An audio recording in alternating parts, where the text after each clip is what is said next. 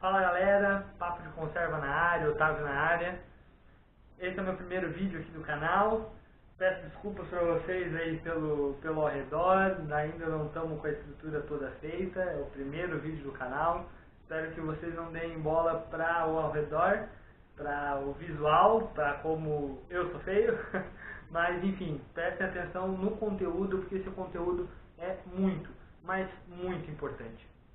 A gente está em 2018 e hoje a gente tem duas opções: Jair Bolsonaro do PSL e Fernando Haddad do PT.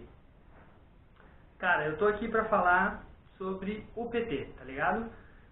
Quero deixar uma coisa muito clara: não sou partidário do Bolsonaro, eu sou filiado ao Partido Novo, contribuo mensalmente com o Partido Novo.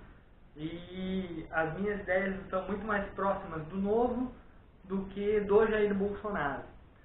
Só que hoje a gente está entre os dois, né? O Partido Novo não foi para o segundo turno, infelizmente, na minha opinião, não se posicionou, e isso é muito ruim, mas isso fica para outro vídeo. Hoje eu estou aqui para falar sobre o PT. Tá? O porquê que eu não acredito, eu não vou falar sobre o Jair Bolsonaro, apesar de não concordar com muita coisa dele. O meu ponto aqui não é defender o Bolsonaro, não é demonstrar o porquê que eu não acho que ele é fascista, que ele é nazista, que ele é racista, homofóbico, lá. Acho que a maioria dos defensores e dos partidários do Bolsonaro já fazem isso pelas redes sociais. Mas o meu ponto aqui é falar sobre o PT. O porquê que eu acredito que o PT é um mal para o Brasil. Por que eu acredito que o PT é a pior coisa que o Brasil pode fazer ao colocar na presidência da República novamente o PT? Primeiramente eu quero começar falando quem é o PT, da onde veio o PT, como começou o PT, enfim. O PT é uma mistura de sindicalismo, de igreja católica de esquerda, muitas pessoas da teologia da libertação, que um dia a gente pode fazer um vídeo sobre. Não sou católico, mas tenho um certo conhecimento sobre teologia da libertação. Frei Beto, pessoas da teologia da libertação, e muito fortes na igreja católica de esquerda. Então o PT é uma junção desse sindicalismo, Lula, né, essa turma do sindicalismo, Lula fazia parte dessa turma, igreja católica de esquerda, Frei Beto é a principal, digamos, liderança que junta PT e igreja católica de esquerda, e os anistiados de esquerda que voltaram com a anistia da ditadura, né? Quando a ditadura anistiou a galera e os exilados voltaram, grande parte desses anistiados de esquerda voltaram e fundaram, junto com essa turma da Igreja Católica e dos sindicalistas, o PT. O PT é um partido basicamente marxista, é um partido socialista marxista. Ele foi criado com essa concepção. Essas três correntes que eu falei antes: Igreja Católica de esquerda, sindicalistas e os anistiados que voltaram para o país, em 1980 se juntaram e fundaram o PT.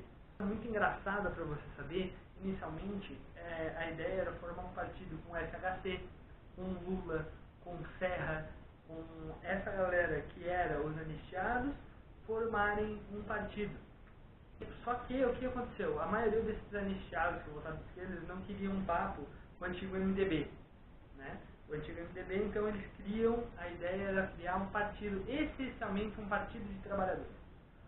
Então eles se soltam dessa turma da antiga USP, FHC, Serra, e criam um partido essencialmente de trabalhadores. E é por isso que até tem um racha no movimento sindical. Esse racha, o sindicalismo divisa a CUT, o que hoje é a CUT, e o que hoje é a Força Sindical. Tá? Também um racha das esquerdas. Uma turma vai para o PT e a outra turma acaba formando o PSDB, com a ideia da social-democracia, da Alemanha, dos partidos alemães social-democratas. Muita gente fala que o PT não assinou a Constituição. Isso é uma mentira, isso é fake news. Na verdade, o PT assinou a Constituição porque era obrigado, porque ele participou da Constituinte em 1988.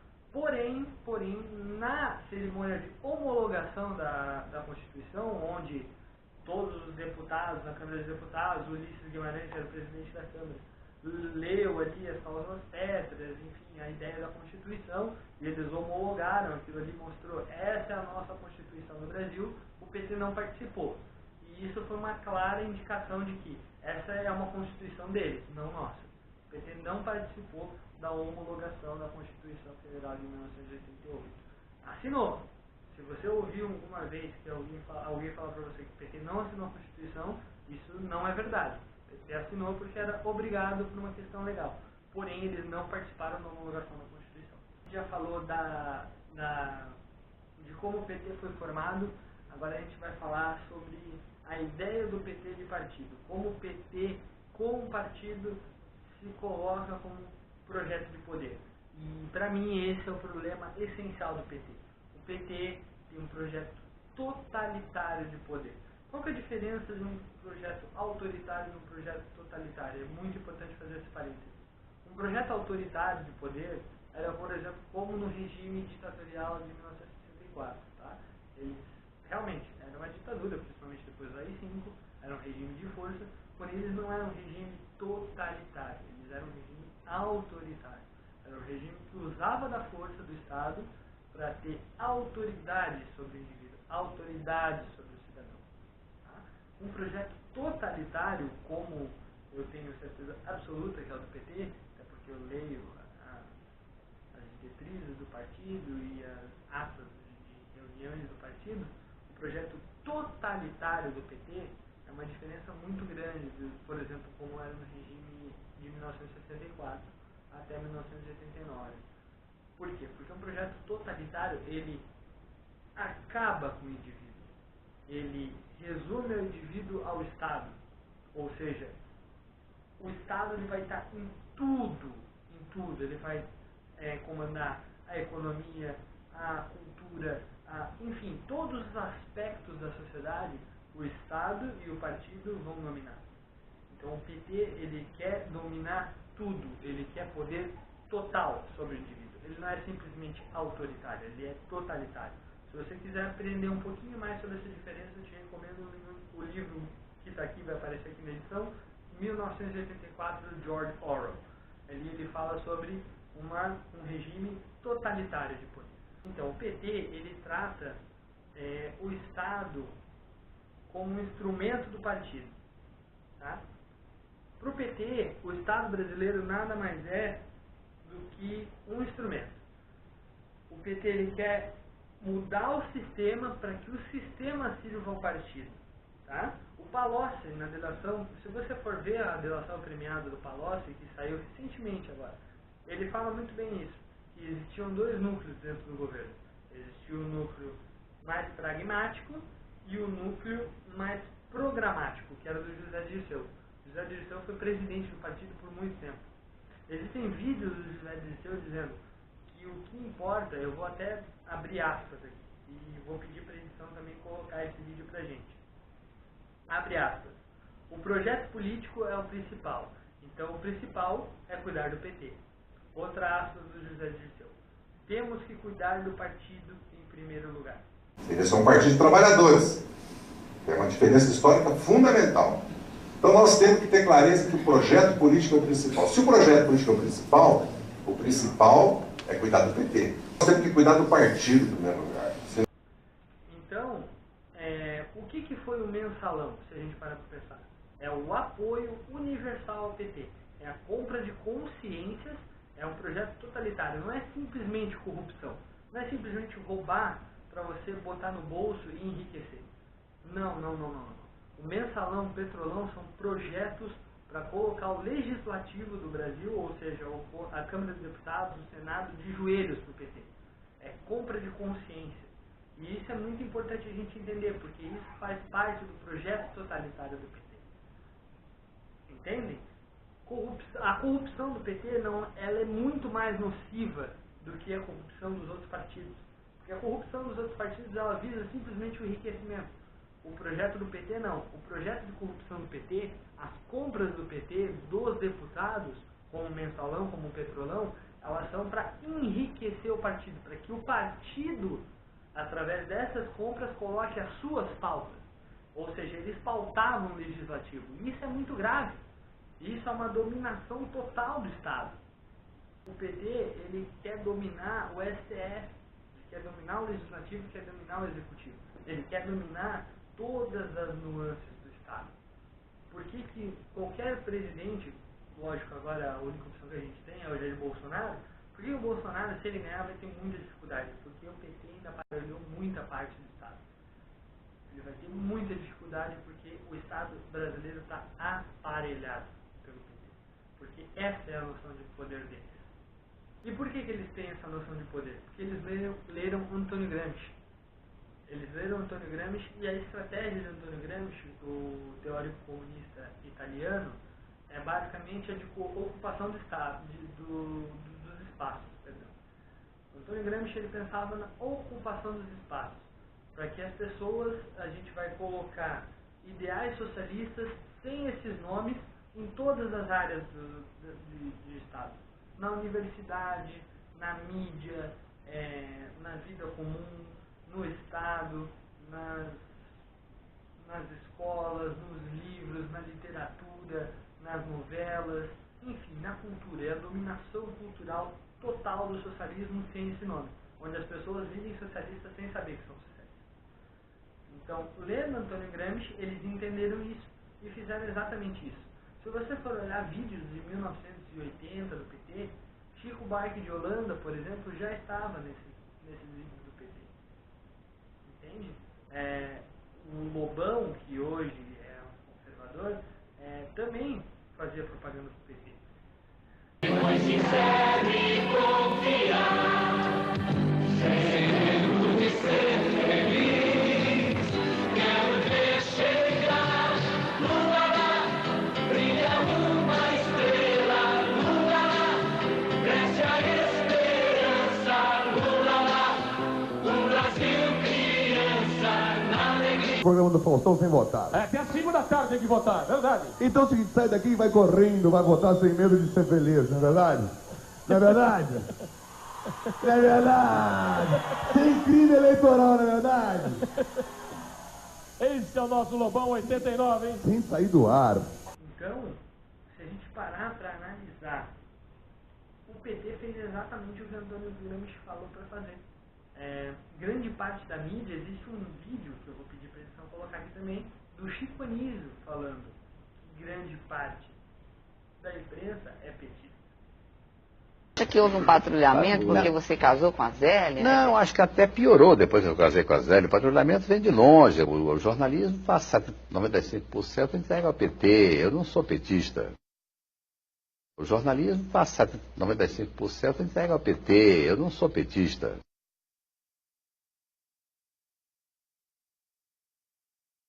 O jornalismo passa 95% entrega ao PT. Eu não sou petista. Quem manda no jornalismo são os diretores, não são os petistas. Isso você pensa, os diretores nem vêm mais. Depois do computador, o diretor só lê o jornal, depois que ele está editado. Não, ele é que manda as ordens pelo computador. Não acredito. Não acredito. Não acredito. 95% é verdade. Não, tudo bem, não vamos discutir o caso do jornalismo, porque não estou aqui para salvar a imprensa nacional, não pretendo salvar. Você penúltimo no teatro, você faz... Olha só. Viu?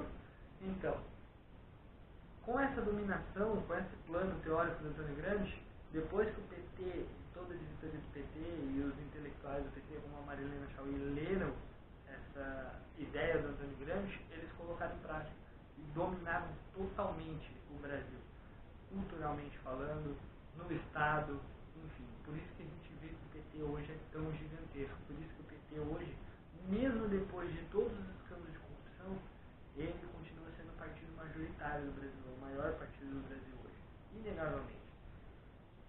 Existe um vídeo do Lula falando que em 2006 ou 2002, a edição vai me corrigir, uma das duas eleições, o Lula tem um vídeo falando que era a melhor eleição da história do Brasil porque não existia um candidato de direita, que só existia as esquerdas nos debates. Pela primeira vez, companheira, pela primeira vez, nós não vamos ter um candidato de direita na campanha. Não é fantástico isso? Vocês querem conquista melhor do que numa campanha neste país a gente não ter nenhum candidato de direita? Porque antes 4 ou 5 candidatos é todo do espectro de esquerda. Uns podem não ser mais tão à esquerda quanto era, mas não tem problema. A história e a origem dão credibilidade, sabe, para o presente das pessoas. Essa eu acho que é uma conquista que nós precisaríamos aprender a valorizar. Porque era inimaginável até outro dia que nós chegássemos a esse momento do Brasil. Não ter um candidato que represente a direita. É fantástico. Isso não é projeto de poder? Isso não é a estratégia das tesouras do Lênin, onde a gente divide a esquerda da esquerda e a direita da esquerda, que foi o papel do PSDB por muito tempo? E hoje muita gente realmente acredita que o PSDB é de direita, sendo que Serra se nega como de direita, o Aécio tem um vídeo, vou pedir para a edição colocar também, o Aécio tem um vídeo falando não adianta me empurrar para a direita porque eu não vou, o Alckmin não se diz de direita, todos eles não se dizem de direita, mas as pessoas acham que o PSDB é um partido de direita neoliberal, mesmo sendo social-democracia. O ministro das Relações Exteriores, José Serra, disse que Fidel Castro foi uma das lideranças políticas mais emblemáticas do século XX. Ele foi muito impactante, era um herói. É raro você ter a percepção de que está convivendo no mesmo tempo de um herói. Mas ele era isso, anos 60 e 70 era assim. De uma ou de outra maneira, todo mundo é influenciado. O PSDB é um partido que, por convenção, dizem que é um partido de direita. Então eu entendo o seguinte, tem os professores... Mas não é. Exato, é aqui que eu quero chegar. É aqui que eu quero chegar. Então, você é do PSDB. O que você, como você se declara? Danilo, eu sou brasileiro, eu sou um social-democrata. Agora, o PSDB não é um partido de direita, é o partido da social-democracia brasileira. Ninguém pode classificar Fernando Henrique Cardoso, que foi um grande presidente da República, como um homem de direita. Ou Geraldo Alckmin, que é o governador do estado de São Paulo, como um homem de direita. Mas aí eu fui para a esquerda, né? Então tinha ligação com o pessoal do Partido Comunista. Na época eu ajudei escrevia a revista Brasiliense, que era do Caio Prado e do Elias Chaves Neto. E eventualmente, e essa não era do Partido Comunista, mas era ligada, a tendência. Vocês eram marxistas? Éramos todos, pois levamos 2 anos lendo Marx. Olha, ninguém deixa de ser uma coisa tão importante como o marxismo. O marxismo é como o darwinismo. O problema é que não tem economia moderna que tenha consumo sem salário ou renda. Não existe isso. Sem salário ou renda. Nós temos que ter um foco na inovação e outro na questão social. E aí vem a social-democracia. O laissez-faire, esse liberalismo completo, é a incivilização, porque é o grande comer o pequeno, forte na campanha eleitoral, e repito para você aqui, Thales, para a direita não adianta empurrar que eu não vou. Mas eu defendo uma tese, e essa tese eu continuarei defendendo, independente do resultado em Belo Horizonte, que eu espero e acredito seja a nosso favor. E a tese qual é? A da convergência, uma convergência de centro-esquerda, uma convergência programática entre partidos políticos que possa levar o Brasil a avançar de forma muito mais consistente do que tem avançado. É muito engraçado que as pessoas acham que o governo do Lula, ele simplesmente ia implantar o socialismo e acabou. Não, o próprio Marx, se você for ler o que o Marx fala, vou pegar aqui, ó, certinho, a definição do Marx. Marx dizia que a propriedade deve ser estatizada progressivamente através da taxação progressiva. Ou seja, quando Marx fala que a taxação tem que ser progressiva, e é assim que eles vão colocar o empresariado de joelhos, o próprio Hitler falava isso, fica a dica. Marx falava que a taxação progressiva que ia trazer essa revolução. Ou seja, não é colocar de um dia para a noite o socialismo. É taxar, imposto, estrangular o empresariado para assim ele ser um escravo do Estado. Para daí chegar na estatização total da economia. Era isso que Marx falava. Então, o papel do governo do Lula, basicamente, não era de um dia para a noite botar um projeto social socialista no poder. Não. O projeto do Lula era dividir, aparelhar o Estado primeiramente, fazer o esquema que ele fez, que era do mensalão, do petrolão, aparelhar esse Estado, colocar o esquema na prática. Santo André, do Celso Daniel, já vou chegar nesse ponto também. Santo André do Santo Daniel foi um preparo para Mensalão e Petrolão. Eles viram em Santo André que dava certo, que dava para fazer, quando chegaram no Estado fizeram. Então, basicamente o governo Lula aparelhou o Estado e dividiu o espaço entre esquerda da esquerda e direita da direita, que é a chamada estratégia das tesouras. Eu citei antes, Celso Daniel, Toninho do PT. A gente não pode afirmar com certeza de que alguém do PT mandou matar Celso Daniel. Mas a gente pode afirmar com toda certeza que circunstâncias muito estranhas, principalmente no caso do Celso Daniel, com a morte de 10 pessoas envolvidas no caso do Celso Daniel, incluindo o próprio Celso, morreram de formas muito estranhas, muito coincidentes, e conforme a investigação andava, essas pessoas foram falecendo. Isso é fato. Ninguém pode afirmar com toda certeza que Gilberto Carvalho, que foi secretário do Lula, secretário da Dilma, e que o próprio Lula era um mandante de alguma coisa. Não se pode afirmar isso. Mas o Ministério Público de São Paulo e delações premiadas, como por exemplo do José Carlos Bunlai, que era o amigão do Lula, se você der um Google aí você vai achar, e do Marcos Valério, admitem. O Marcos Valério ia ser o operador e não quis se meter. O José Carlos Bunlai entrou em contato com o Banco Chaim e pegou um empréstimo de 12 milhões de reais do PT, tá? Para o PT. Ele foi o laranja do PT nesse empréstimo, de acordo com o próprio Bunlai e com o Salim Chaim, presidente do Grupo Chaim, tá? Eles foram ao Banco Chaim, pegaram 12 milhões, 6 milhões foi para Santo André, para, de acordo com o Ministério Público, calar a boca do empresário Ronan Maria Pinto, que chantageava Lula e Gilberto Carvalho para ficar quieto com esses 6 milhões e não ligar Lula e Gilberto Carvalho à morte do Celso Daniel. E os outros 6 milhões dos 12 foram para, eu não vou lembrar a cidade do Toninho do PT, vou pedir para a edição colocar aqui, mas o caso do Toninho do PT, que também é uma morte muito estranha, foi para a cidade do Toninho do PT, esses outros 6 milhões. É um partido ligado a 10 assassinatos no caso do Celso Daniel, ao assassinato do Toninho do PT, em circunstâncias muito estranhas e ainda não explicadas depois de tanto tempo. Ou seja, corrupção, assassinato, vamos para o meu terceiro ponto. O terceiro ponto entra na linha do PT e das Farc. O PT, através do Foro de São Paulo. O que é o Foro de São Paulo? É uma junção de vários partidos da América Latina para discutirem e analisarem estratégias para transformar a América Latina na próxima União Soviética, basicamente, de uma forma muito resumida aqui. Vou fazer um vídeo só sobre o Foro de São Paulo, isso é muito importante. Tá? O PT e as Farc são ligados através do Foro de São Paulo. As Farc são a principal força revolucionária hoje na Colômbia. Eles são extremamente ligados com o narcotráfico, ou seja, eles são hoje, de acordo com Polícia Federal, FBI, investigações na Colômbia, eles são os principais narcotraficantes hoje da América Latina.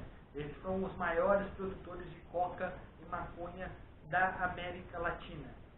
São pessoas que sequestraram milhares de pessoas, mataram outras muitas milhares, fazem uma guerra civil na Colômbia há anos, e hoje, em um acordo de paz com a Colômbia, eles se tornaram até partido político.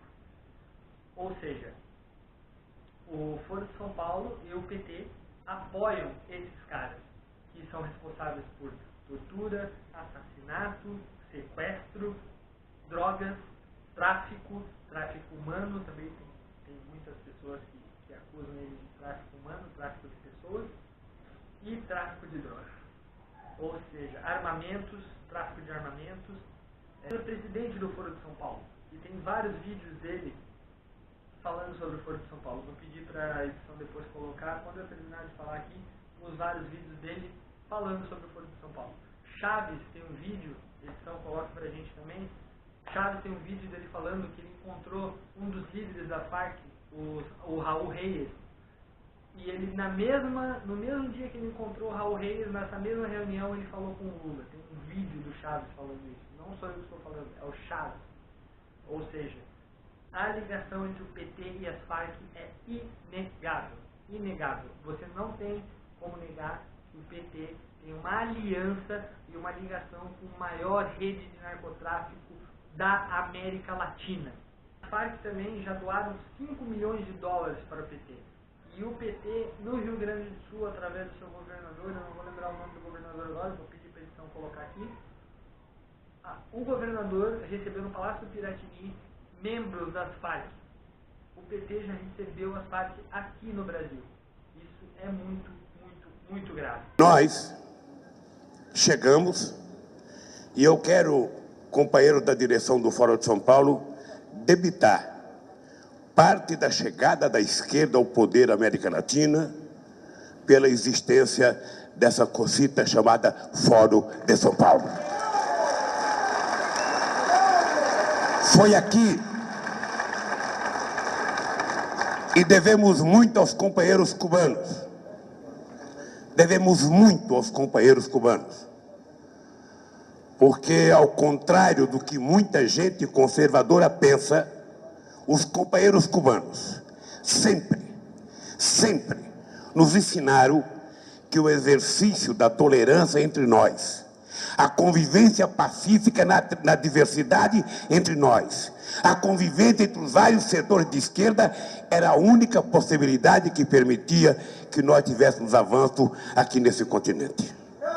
E isso aconteceu e pode acontecer muito mais.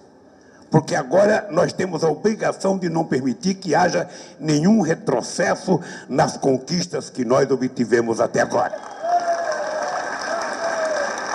Nenhum retrocesso.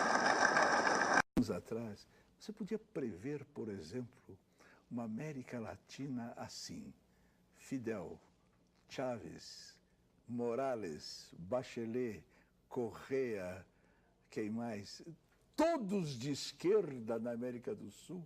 Você podia prever que isso ia acontecer? Prever não, mas nós já lutávamos por isso e já trabalhávamos por isso, inclusive porque nós criamos o Fórum de São Paulo, que lutava para isso. Depois criamos ainda um grupo de Marbella, que é o nome da cidade, do hotel onde nós fomos no Chile, que se reuniu. Todos depois foram eleitos presidente da República. Todos foram. Todos.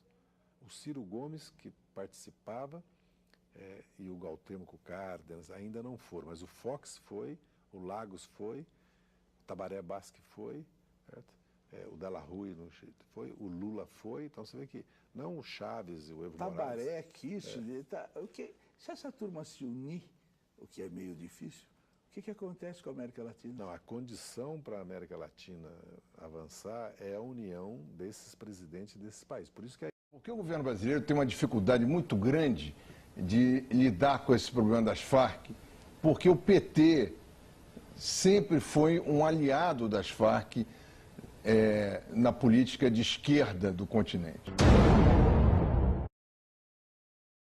As relações das Farc com o narcotráfico são tão conhecidas como são conhecidas as relações do PT ou de petistas com as Farc.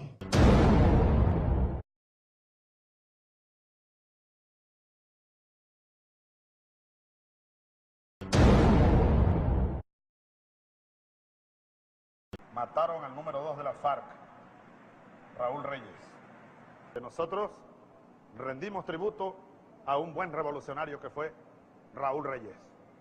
Lo conocí personalmente. En aquella ocasión yo conocí a Lula, entre otros.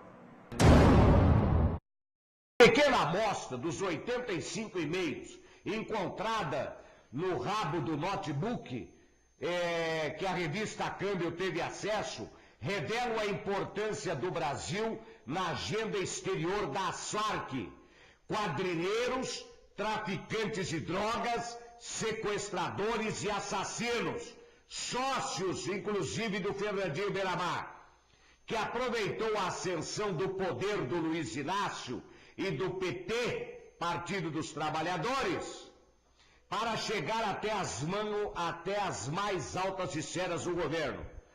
Os contatos da quadrilha das Farc, do narcotráfico, do sequestro, não, isso aqui está na revista Câmbio, a maior revista da Venezuela, como se fosse a Veja, a Isto É, a Época. A expansão das Farc na América Latina não somente inclui funcionários dos governos da Venezuela, lá do Teta, o barrigudão, a barriga dele é maior do que a do gordo aqui, entendeu? Do Equador, como também comprometeu os destacados dirigentes políticos e altos membros do PT, Partido dos Trabalhadores, ao qual o presidente Luiz Inácio pertence. Além disso, o grupo guerrilheiro manteve contatos com procuradores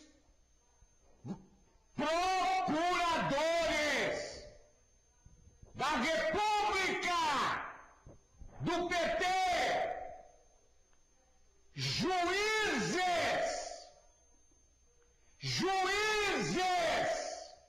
procuradores e juízes.